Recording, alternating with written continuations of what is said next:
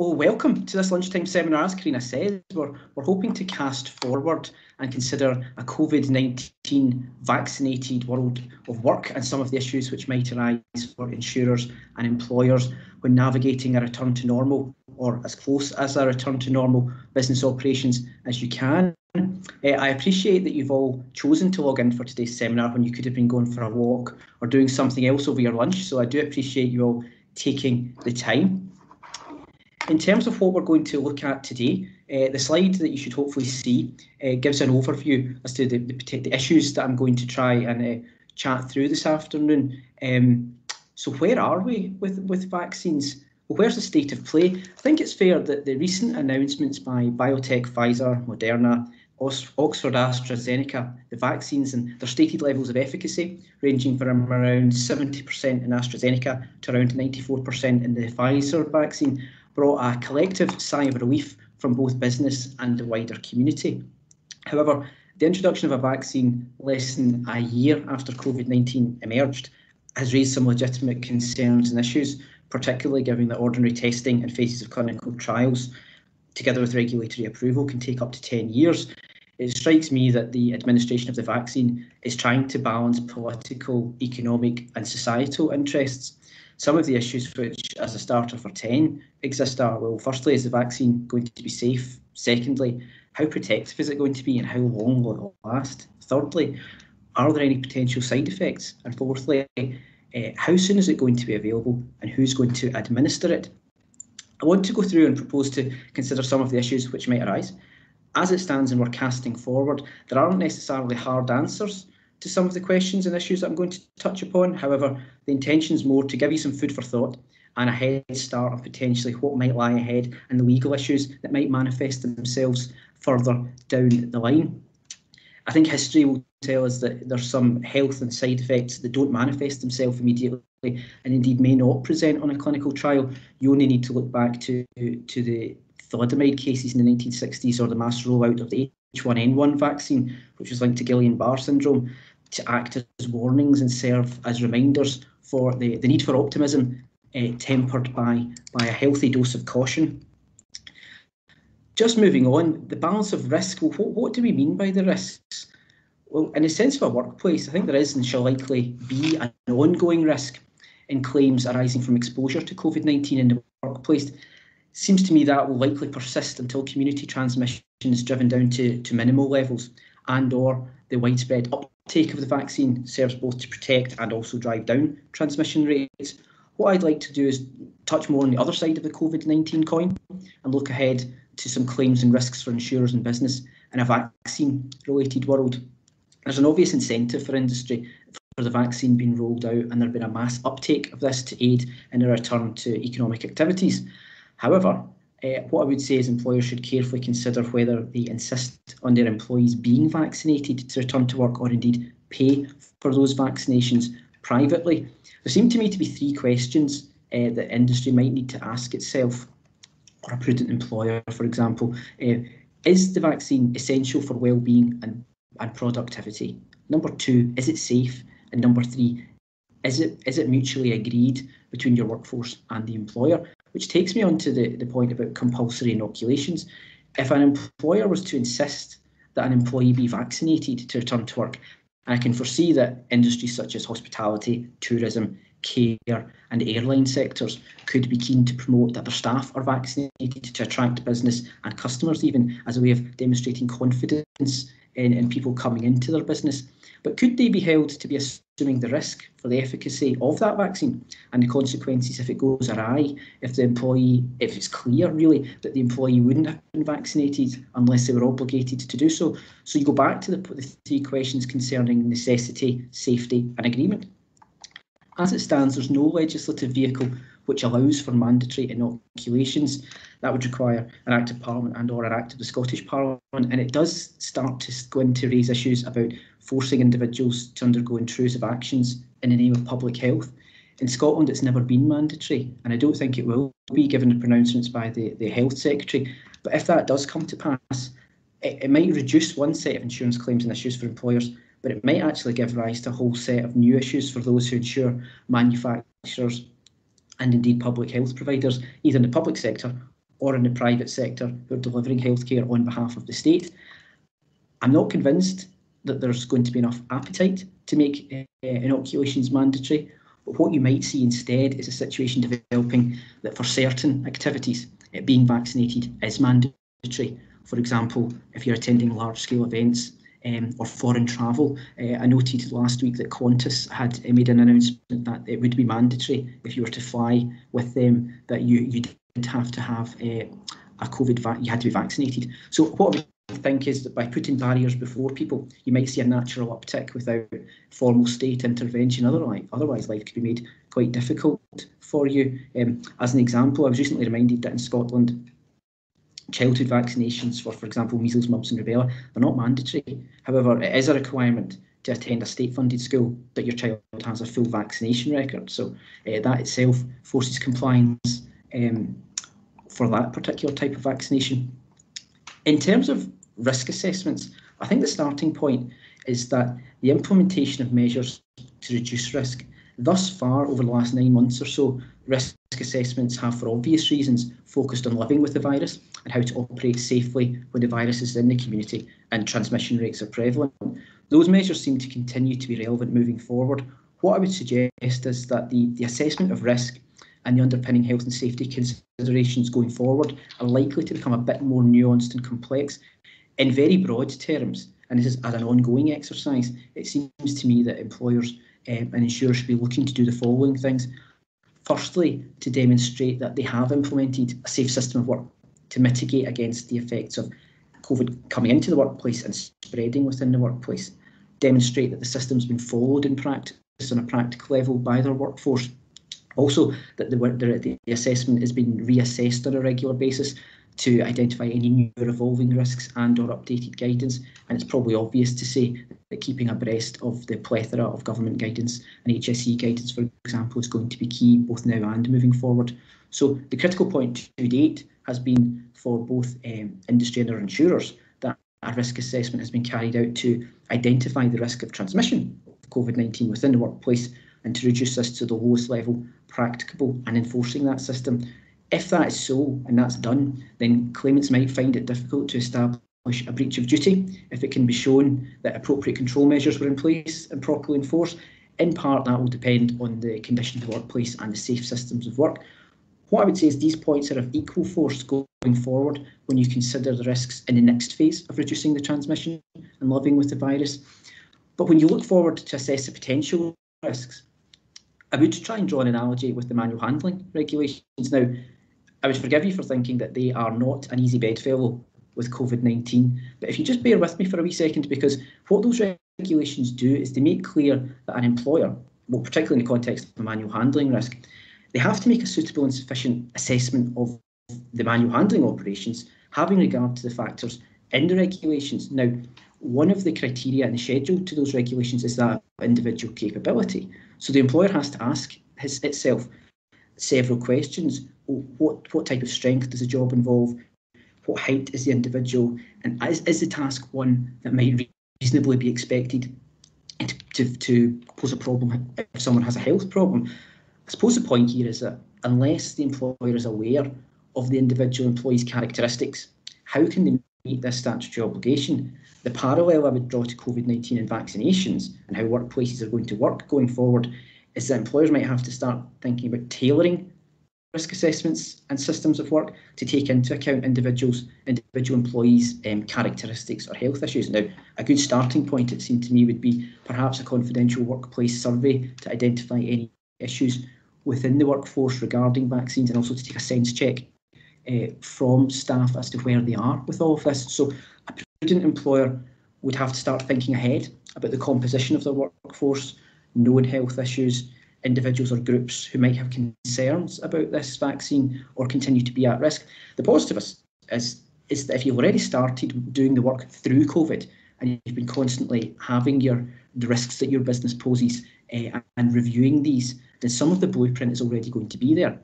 So on one view, if the employer can demonstrate it's adhering to government and HSE guidance, it has a suitable risk assessment, implements, reviews and monitors this, and it's cognizant of its own workforce, then it should hopefully be in a better position further down the line to deal with any claims made. Causation is the final point I wanted to mention here. It's going to remain a battleground. I think it's been well documented in the last 6 months or so by commentators. There have been perhaps less direct COVID claims than was maybe first anticipated. Difficulties could lie ahead for claimants to prove on the balance of probabilities that the vaccine and its side effects would not have been contracted but for the defender's negligence. So given the widespread nature of the disease, how are they going to be able to prove it was contracted at work? However, it's a completely different question if the vaccine was undertaken at the behest of the employer or through the employer. So in terms of potential claims, what could we see here?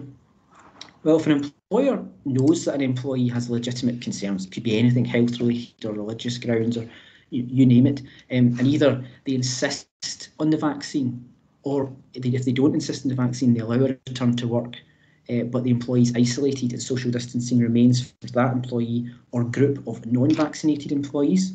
Well, what could that give rise to? Well, stress at work, for example, discrimination claims, victimisation and harassment.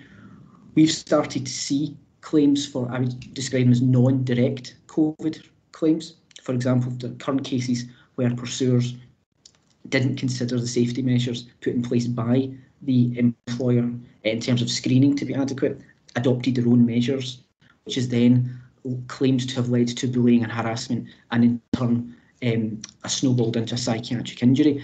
I'm sure there's a pun in there somewhere about being at the coalface or co-face, but that would probably only be amusing to somebody like me, so I won't go any further with that.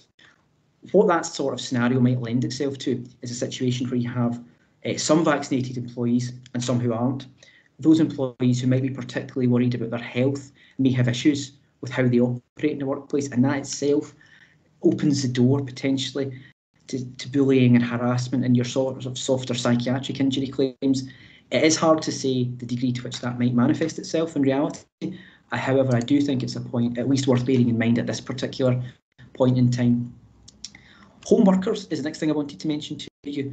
So what about the scenario if your employee remains detached and working from home, as I am today? What might that lead to? Well, instances of tennis elbow from incorrectly set up workstations. I'm sure everyone has been clacking away at their dining room table and has maybe felt themselves having a sore back, neck or wrist. Now, possibly there could start to be more of a prevalence of tennis elbow or workstation-related injury claims, repetitive strain.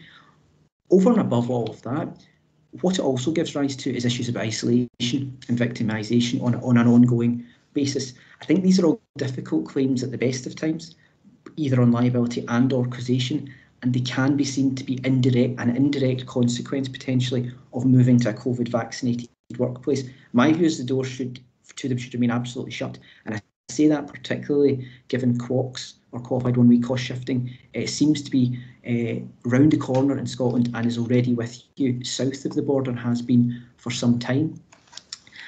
The next thing I wanted to say something about was the assumption of risk. So I did touch on this very briefly earlier. If issues exist with the efficacy of the vaccine, and say, for example, further inoculations are going to be required, and these are purchased and provided privately by the employer, what could that lead to? Well, I should say that in the first instance, I don't see, given the uptake that the public sector is going to have, I'm not anticipating the private sector is going to be able to purchase vaccines for some time before they can be rolled out as a benefit of work as part of the overall package offered to employees. For example, a lot of employers will offer the flu jab on an annual basis. However, if we eventually see industry being able to purchase vaccines, then the primary claim, if a problem arises from the vaccine, would likely, in my view, be directed against the employer. And they would then have to establish that all reasonable steps were taken to purchase a reputable vaccine, and that at the time they did so, they couldn't have known about any of the problems that might manifest itself from the vaccine. So what does this all lead to? Well, actions for contribution is one potential. I could reasonably foresee, in the absence of a non-fault compensation scheme, that insurers for business and businesses themselves might have to investigate seeking a right of relief or contribution from the manufacturer of the vaccine, either in contract or in delict or in England tort, it's suffice to say that the employee themselves, if the vaccine's arisen in that context, they would retain a right under the Consumer Protection Act from 1987 to pursue the manufacturer of the defective product. Now, that Act imposes strict liability on manufacturers for defective products for the harm caused by those products. Effectively, those who are injured by defective products could sue without having to prove negligence on the part of the manufacturer. And I say they merely only need to prove that the product was defective and that the damage was most likely caused by that product. So the not having to prove negligence, I'm not convinced makes life any easier when pursuing one of these cases. My view, a product liability case is likely to be complicated and fraught with difficulties. The Act contains a number of defences, one of which is that the product complies with domestic or European law, and also that the defect didn't exist at the time the product was put into circulation. It also includes something called a developmental risks defence, which creates a defence if the scientific and technical knowledge at the time the product was manufactured was not such that the producer of a similar product might have been expected to discover it. I think that's actually very important in relation to innovative and high-tech products. For example, a vaccine, which is obviously highly scientifically engineered. What constitutes a defect in the context of a vaccine? Well, that would be assessed objectively to the standard of safety that a consumer could reasonably and legitimately expect. There is no case law dealing with the impacts of a pandemic, as you would be unsurprised to hear, or the urgency created by a public health crisis, and whether that's going to be relevant in law to the standard and operate to modify what would ordinarily considered to be a defect and perhaps lower the safety expectation. Also, how much weight would be given to this by a court. Nonetheless, you can think if a vaccine is commercially produced, generating billions of pounds in revenue for the pharmaceutical companies, well, would a court say it's fair, just and reasonable that they ought to shoulder the burden of responsibility if indeed something goes wrong? Interestingly, in the context of defective hip implant cases, back in 2016, the High Court in England, Wales and Wilkes provided some clarity on the circumstances that might be considered when assessing the level of safety that people are generally entitled to expect. Crucially, it did say that there's no requirement for absolute safety in all circumstances, and there is a risk that a product might cause injury, but if that has to be weighed against the benefits of the product, and also the fact that could the risk have been eliminated by adopting a different design. Now, that might deter speculative claims, particularly against the background if the product has obtained regulatory approval or has met relevant domestic standards. So that theme continues up to the Court of Appeal a couple of years ago against Guy against Depoy. Apologies if I've completely butchered that name. So that was a 2018 case. It built upon what was said in Wilkes when the court held that safety in the context of medicinal products is a relative concept because nothing can be absolutely guaranteed to be safe. So the failure to meet someone's aspirations doesn't necessarily equate to a lack of safety. The court seems to me to have taken a bit of a holistic approach in determining whether the product was defective, and it said in its judgment that you would have to obtain a flexible approach to assessing the appropriate level of safety. The circumstances might differ depending on the product and the nature of the complaint. It's not interested in any issues or notions of negligence, but the existence of warnings and information passed on the product would be relevant, together with the cost of the product, and compliance, as before, with regulatory requirements could also carry considerable weight, as they would be expected to set a level determined to be appropriate for safety standards. So in light of all of this, why, you might ask, would a claimant embark on a costly and potentially defendable case under the Consumer Protection Act, when in one view the more straightforward case lies against the employer, given the plethora of health and safety legislation that an employer requires to meet on a daily basis? Which takes me on to touch briefly on latent damage. I do wonder, and this is speculative entirely on my part, if we might not in years to come see issues where issues in the vaccine are latent and don't manifest themselves for some time, for example, akin to pleural plaques and the disease litigation.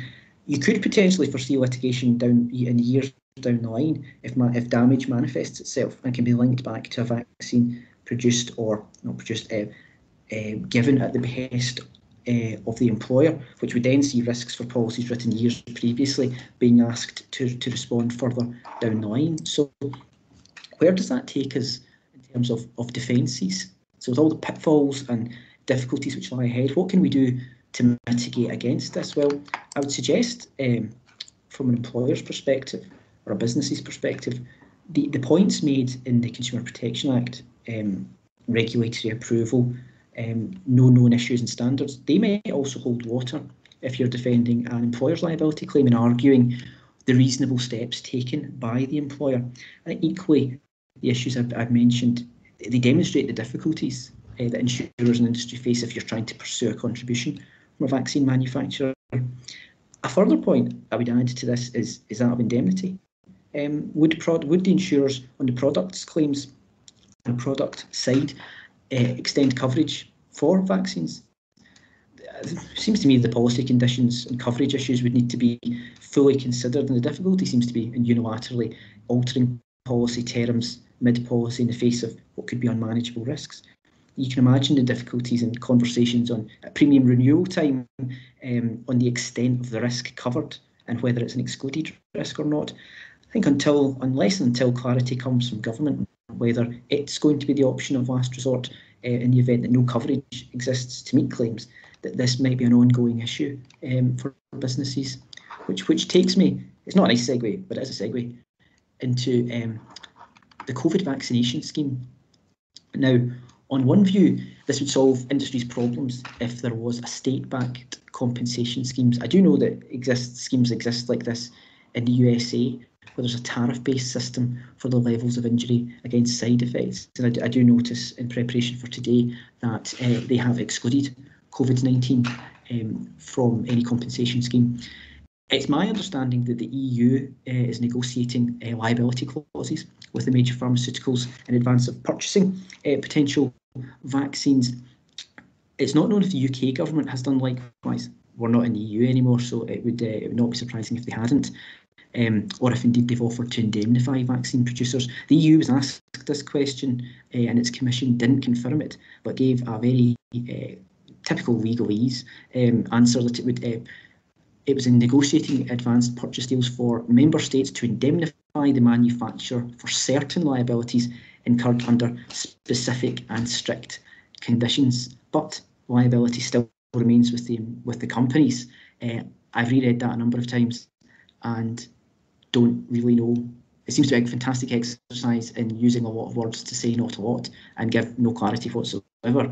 So you're none the wiser as to whether the member states will shoulder the burden, or indeed whether the manufacturers will be landed with that. In contrast, I would pause that Russia is so confident about the efficacy of its own vaccine that the state has offered to shoulder the burden should anything go awry, which is perhaps slightly worrying if you're the managing director of a state-backed pharmaceutical, given one, the potential for claims, and two, the potential to incur the wrath of the Kremlin should anything go wrong. What that's all led to is consumer organisations calling on companies producing the vaccines to be liable for all of their potential side effects. Now, the issue here for product liability insurers, it's potentially going to be very difficult to quantify the risk of being asked to meet potential indeterminate liability should a mass-produced vaccine have unintended consequences. It's fairly evident why pharmaceutical companies would wish a state-backed non-fault compensation scheme. Is that going to be feasible in the UK? I'm not so sure, and I say that particularly because I think it was last week the national deficit is reportedly at £2 trillion, and there's a prospect of another around 400 billion in government borrowings. So is there going to be the political appetite or indeed capital, financial capital, to set aside money in terms of if anything goes wrong? I'm not so sure.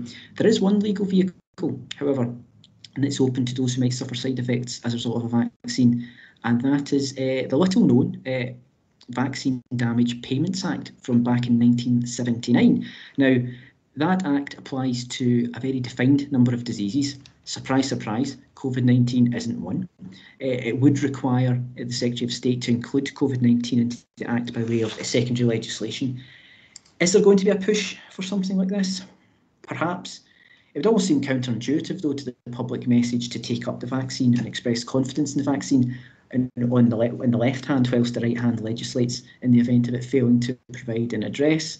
The alternative way to look at that would be that's just prudent and good governance to provide your citizens with a remedy on the off chance something might go wrong.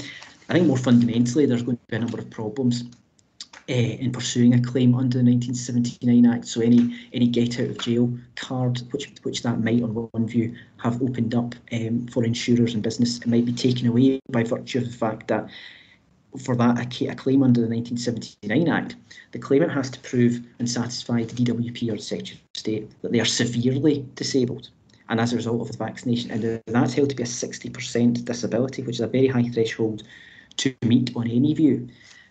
I think the second point here is there's no costs paid to claimants even if they're successful, so they're required to self-fund, and that can be an expensive exercise, particularly if the DWP fight the claims. Thirdly, the damages seem to roughly to be capped at £120,000, which likely isn't going to provide sufficient compensation, particularly if you have to meet the criteria of being severely disabled in the first place.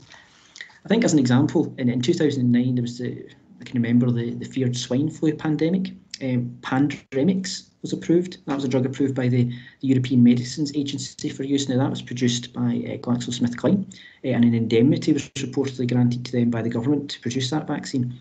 What that vaccine unfortunately did was lead to instances of narcolepsy, an incurable condition causing chronic fatigue and difficulty sleeping, and a range of hallucinations and quite horrible mental health problems.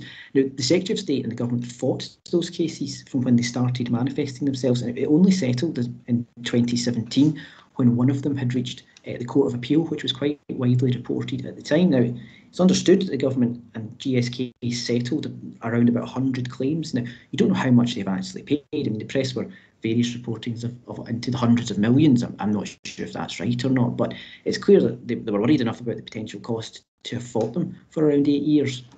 The point here, I suppose, is that there is a recent history of vaccines being quickly introduced that leads to unforeseen problems.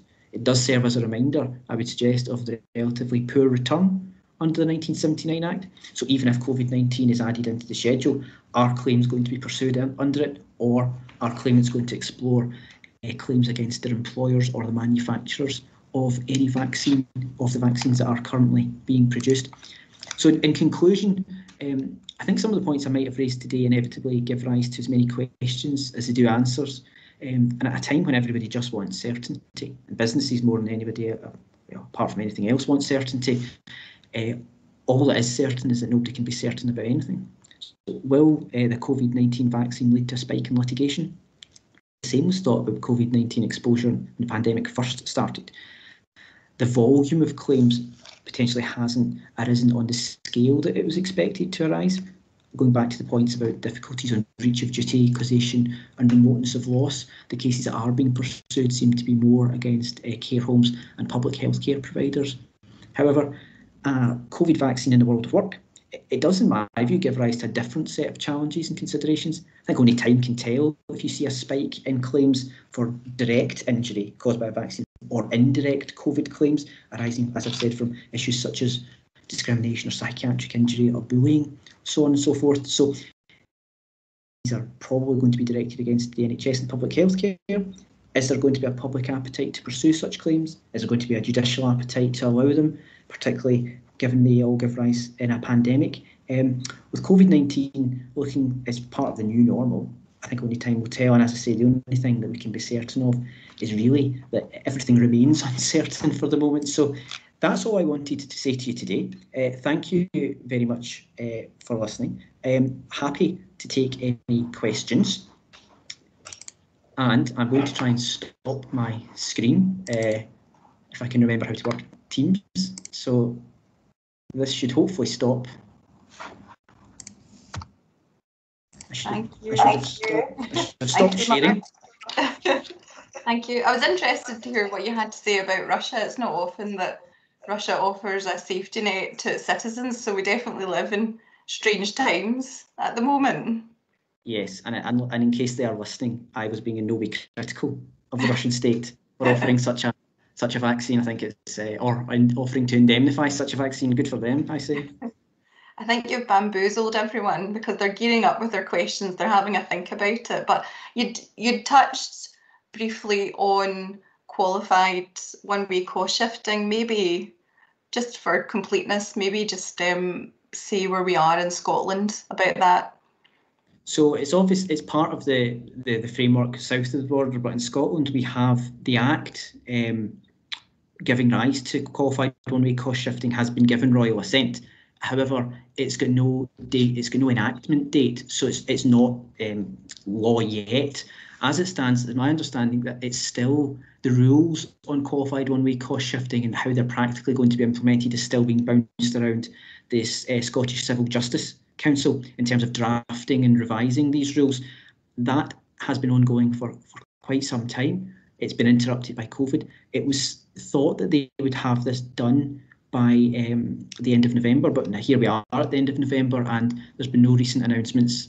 So we know it's coming. We know it's been round the corner for a wee while. It still remains if it's round the corner, but I think it's if they're at the stage of drafting the rules and have been for some time, it can only be a matter of time before it comes in. And what the fear is with that you have, as long as the claimant acts reasonably, there's nothing to deter perhaps claims that were maybe more in the margins from being pursued, provided there's no fraud or unreasonable behaviour on the part of the claimant's litigant. So you might get the more indirect or harder claims might be pursued, whereas in the past they might not have been with such vigour.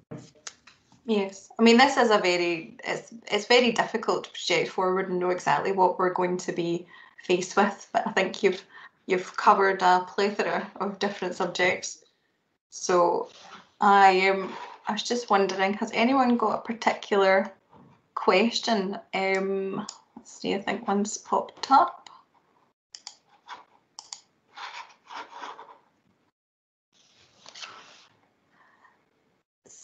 Donna O'Boyle, let's see. Trying to get into your question. She's asking about anyone refusing to take the vaccine. I think she missed part of it. Yeah, I'm so sorry. Yeah. Sorry, go ahead, Donna. Thank you. Really interesting. Thanks so much for that, guys. I really was late. I couldn't get away from another meeting I was in, and I saw your slide, Mark, but I missed the bullet point that what you were saying about refusal of the vaccine. I work for the government. I advise the health minister, and we have been having some interesting conversations about staff that might refuse to take the vaccine. And of course, it's both a consent and a human rights issue. So it's going to, I think, bring us some concerns because the regulatory bodies such as the GMC that regulates doctors and the NMC that regulates nurses and midwives have already had to suspend a number of healthcare professionals because they're COVID deniers, basically, and they've been spreading information about, COVID is just some sort of a propaganda tool, and so they've actually been suspended from practice by the regulators because they're bringing the professions into disrepute. Given that nurses and doctors, etc., are meant to work on a scientific basis, there's no real room there for them to be putting forward a personal opinion that has a public impact that may obviously clearly isn't true. So I just wondered what you'd said there, Mark, and I'm sorry to ask you to repeat it, but just any pointers that you'd said about that refusal. I think it's fraught with difficulty, Donna. I think it's going to be employers are going to have to think very carefully, and regulatory bodies over and above that, as to whether something becomes mandatory, because as you say, it does give rise to Article 8, right to privacy issues, and whether is the state going too far in requiring someone to take an injection effectively. Now, I did notice in passing that in Denmark this has come up, and they are proposing to, in certain circumstances, require people to take a vaccine. Now, I don't think that was specifically directed at doctors and nurses and medical professionals, but what they seemed to be doing was to be going further than the UK government was proposing. I did see, I think it was a couple of weeks ago, that the UK Health Secretary hadn't ruled it out, but the Scottish Health Secretary was asked, and she's she was saying, no, you'll know better than I. She was saying, no, it's not going to become mandatory, but the hope is to be if you send out a positive message with it, that people uptake the virus voluntarily. But I mean, the point I was also making was you might find that it's more subtle, that life becomes more difficult if you don't have the vaccine. For example, Qantas, I mentioned that as an example, not to pick on Qantas, but you're going to travel by air with them. It's a no jab, no fly protocol, which is going to lead people to make decisions. I think if that's rolled out into the workplace, there's another decision to be made, but it gives rise to all sorts of. I mean, you can see that there might be difficulties. Say, for example, in a factory, where you've got the group of shift A is vaccinated, shift B is non-vaccinated. Never the two shall meet, and what that might do in terms of claims, effectively, and employment practices. Yeah, it is. It's a quagmire. I mean, we have had these discussions over staff in the NHS that refuse to be tested, and the employers are saying, well, you can't discipline them. And I'm saying, well, would you discipline them if they had PPE available but refused to use it? And I think it personally it's a similar thing. But yeah, there's all sorts of issues there about individual rights, consent, and as you say, Article 8. So thank you for that. Very interesting. No, you're welcome. Thank you very much, Donna. Has anyone else got any other questions?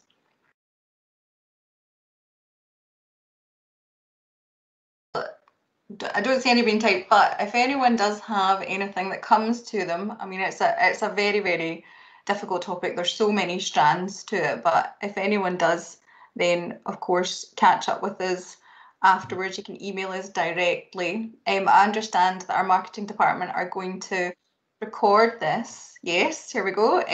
They've recorded it and they're going to send you a link directly so that you can watch us again and again, no matter how many times. So you'll have that.